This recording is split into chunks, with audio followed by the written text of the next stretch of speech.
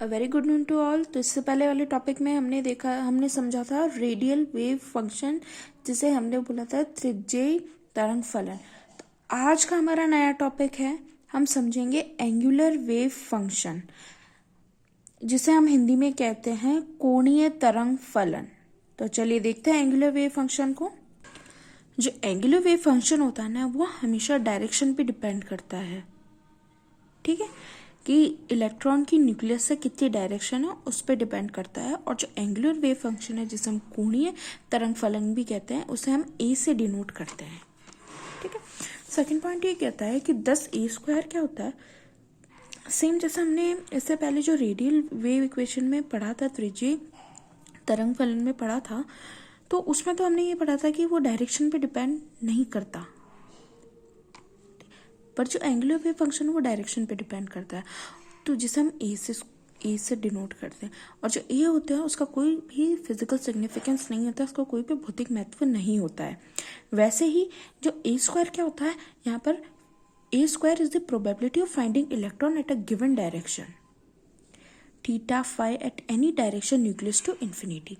मतलब जो a² है ना, वो हमेशा फाइंडिंग द प्रोबेबिलिटी, मतलब इलेक्ट्रॉन की एटम के अंदर प्रोबेबिलिटी फाइंड करने में ही यूज होता है, किसी भी डायरेक्शन के अंदर। ठीक है, थर्ड पॉइंट इसका ये कहता है कि orbit is normally represent by a spherical surface.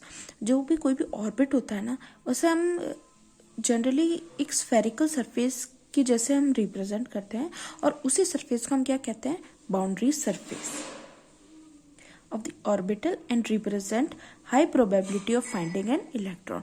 और जो बाउंड्री सरफेस होती है ना, उसी के अंदर इलेक्ट्रॉन की प्रोबेबिलिटी को फाइंड करना कि कितने इलेक्ट्रॉन वहाँ प्रेजेंट है, वो सबसे ज़्यादा हाई होती है। उसकी probability of finding an electron वो बहुत ज़्यादा होता है।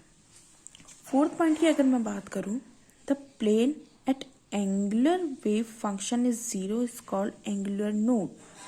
ठीक है, जो कि हमने रेडियल वेव फंक्शन में भी देखा था, जहाँ पर हमने ये बोला था कि जो probability of finding an electron जहाँ पर जीरो हो जाए, वही हमारा क्या होता है, एंगुलर नोड कहलाते हैं, या उसे हम रेडियल नोड भी कहते हैं, जो कि हमने रेडियल वेव फंक्शन में पढ़ा था।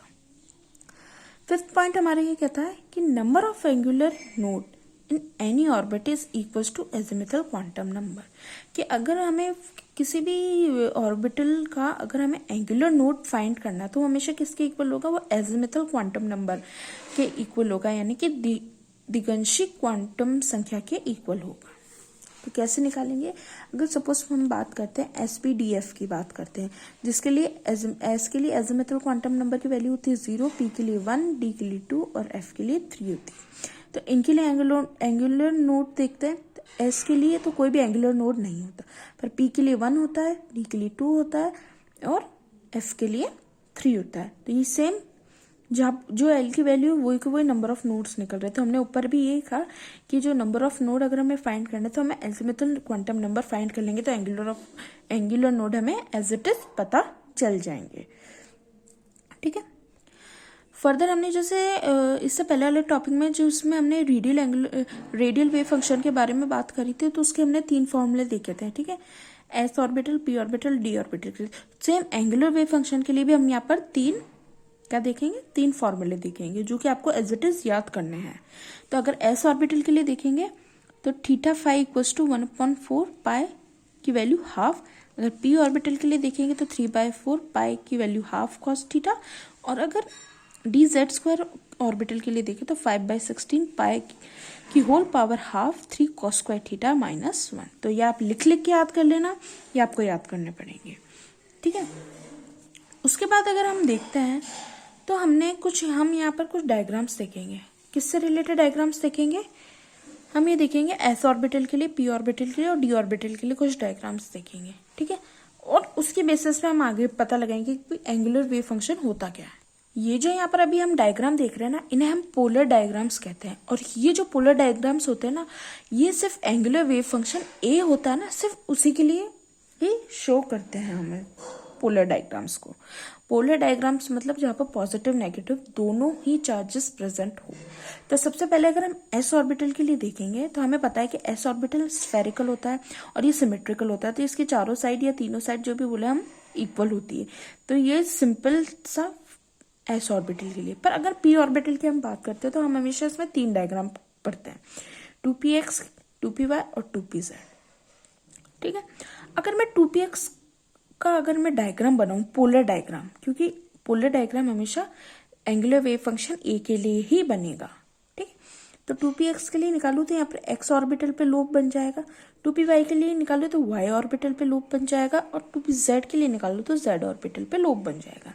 वैसे अगर हम जब d ऑर्बिटल्स की बात करेंगे तो एक बात याद रखना कि अगर हम d ऑर्बिटल के स्ट्रक्चर्स की अगर हम बात करेंगे तो हमेशा इनके lobe in between the axis ही लाई करते हैं, जैसे कि हमें दिख रहा है। अगर हम dxy की वैल्यू, अगर हम dxy के डायग्राम देखते हैं तो अलोंग दी